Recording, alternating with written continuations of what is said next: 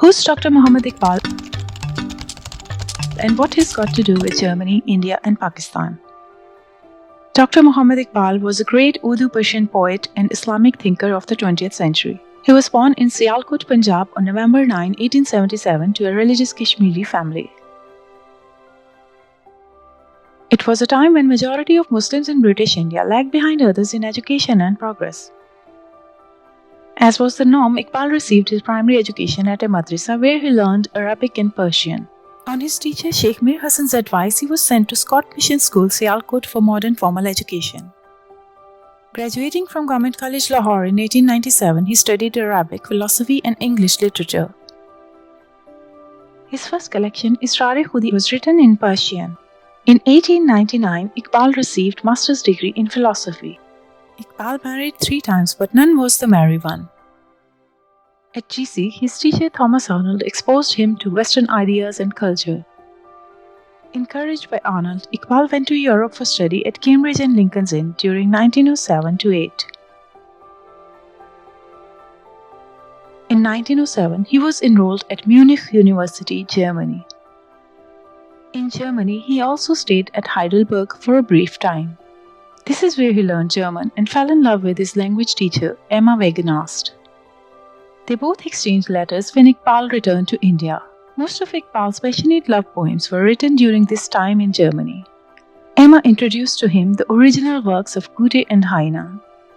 In November 1907, he received his PhD from Ludwig Maximilian University, Munich, and went back to England. While in Europe, he started writing Persian poetry.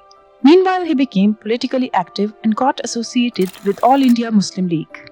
His reflection on metaphysics in Persia and role of religion in Muslim societies, especially British India, led to his re-evaluation of Western philosophy. Well-versed in Sanskrit, his poetry is replete with references to Lord Rama, Guru Nanak, Bhartrihari, etc., while verses about Himalaya or Hindustan exude nationalistic pride. Iqbal's famous poem Sare Jahan Se Acha became an essential anthem for India's freedom movement against the British Empire. According to Gandhiji, listening to this song in jail would always ignite his national fervor.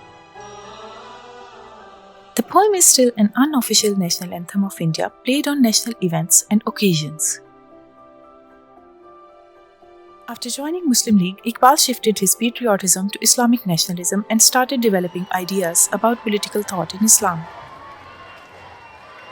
Hence, Iqbal's Tarana-e-Hindi became Tarana-e-Milli.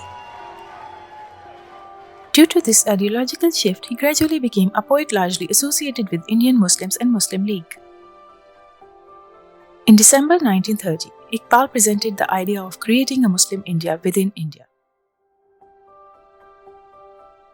The idea became the main demand of Muslim League and laid the foundation of a new country, Pakistan. That is why, in Pakistan, Iqbal is considered the ideological father of the nation. Hence given the title of Poet of the Nation, known majorly by the honorary title Allama Iqbal. So much so that majority of Pakistanis reckon Allama as Iqbal's first name.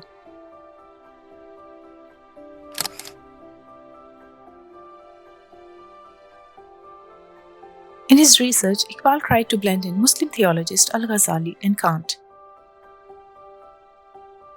Inspired by Goethe's West Ostliche Divan, Iqbal penned Piyam-e-Mashriq and elaborated on the glory and lacuna of Islamic civilization and culture. Known to have wakened Muslims from their slumber, he wrote vehemently against the bigot mullahs, holding them responsible for the Muslim society's reluctance to think freely. Iqbal's ideology draws on Western intellect, however he criticizes its reliance on pure reason. Disillusioned with Western democracy and capitalism, he calls Karl Marx a Moses without revelation, however he detests Marx's atheism. Iqbal thus propagated for finding a solution in Islamic socialism based on Quran. Iqbal was also greatly influenced by Nietzsche's concept of Übermensch, but he expanded on it by aligning his birthday moment to the Quranic principles. Iqbal's German connection wasn't only intellectual. Heidelberg provided some much-needed romantic pleasure in this prophetic poet's emotionally failed life. He wrote to Emma, "I'm in India but my heart is in Germany." The only German I remember is you, Fraulein Emma.